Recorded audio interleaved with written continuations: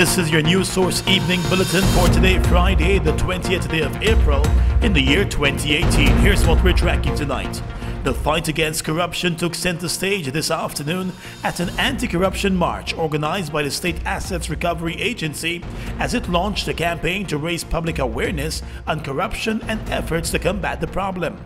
During a ceremony just before the walk, British High Commissioner to Guyana, Greg Quinn, revealed that Guyana has been getting better in its efforts to tackle corruption, but that progress continues to be slow.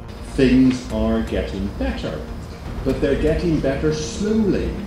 And it's important to note that a score below 50 indicates problems with corruption. So let's not think this is not still an issue. The head of the State Assets Recovery Agency, Professor Clive Thomas, spoke about the campaign and the need for an all-out effort to tackle corruption at every level. Government Minister Simona Brooms shared similar views. You have to put a helping hand. The public has to be involved, and the institutions have to be involved.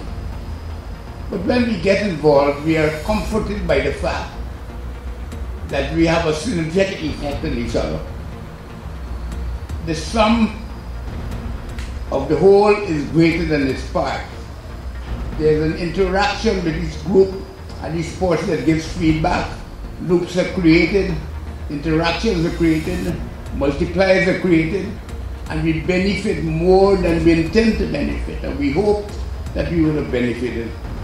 I'm happy that as a country we are taking the step to fight to bring Guyana back, where we as Guyanese people will be proud, we'll do our businesses throughout the world, we'll be recognized, we'll be respected at airports and villages and communities in different parts of the world.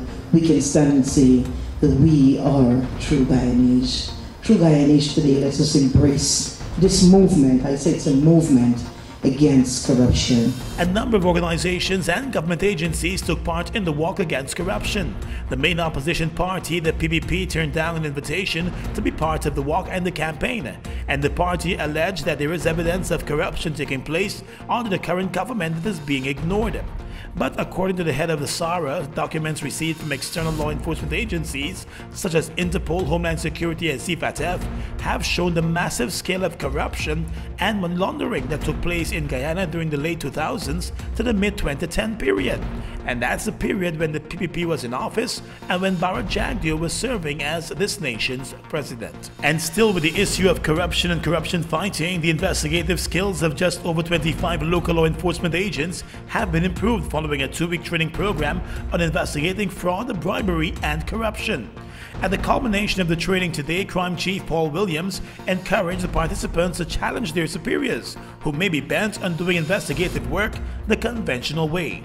I don't think you should sit idly and allow those things to happen. We understand, yes, you're showing respect for your superior, you're recognizing that, yes, you wanted to really and truly perform within the limitation of ethics. But then ethics doesn't require for you to sit there idly and just don't see things happen or move apace. So bring it to the attention of those who you think you need to. Let us look at it very carefully and ensure that whatever is being taught is being put into practice. The participants promised to engender the much-needed change in the way matters of fraud, bribery and corruption are investigated. Participants were drawn from the Special Organized Crime Unit, the Criminal Investigations Department, the State Assets Recovery Agency, and the Customs Anti-Narcotics Unit.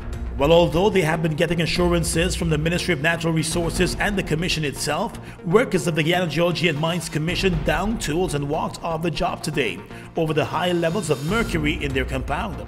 The GGMC is housed in the same compound with the Guyana Gold Board, and recent tests have found unusual high levels of mercury in the system of many of the workers. Today, the workers complained that they do not believe the Commission is taking their concerns seriously enough, and so they decided to walk off the job in protest. Some of the workers who went to be tested at the recommended labs found the mercury levels in their bodies to be as much as 3 times the level that is considered high.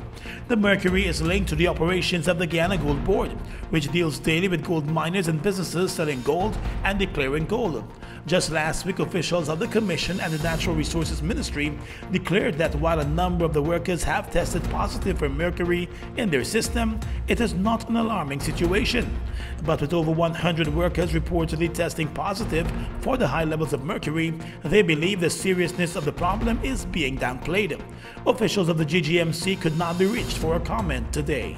And finally this evening, the Guyana Carnival Committee is looking to host a big parade as part of the Carnival celebrations here in Guyana.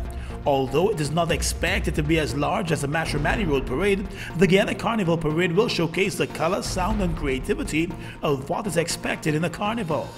Over 2,000 persons have already registered to be in the full costume parade bands. Chairman of the Carnival Committee, Bobby Vera, explained that the likely route will see Chip into Durban Park for a break, then celebration to the National Park. The proposed route is unlike Mash Carnival or the Mashramani Float Parade, which starts at the National Park.